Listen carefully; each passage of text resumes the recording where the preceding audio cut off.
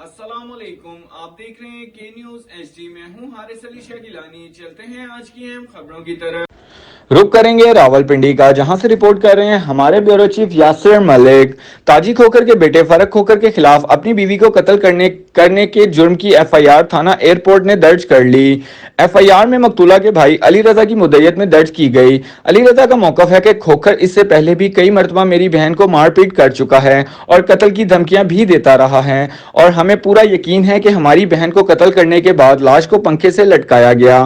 Police ने कत्ल के सेक्शन के मुताबिक FIR दर्ज कर ली, जबकि मुलजिम की तरफ से अभी तक किसी किस्म का मौकफ या रद्द अमल सामने नहीं आया।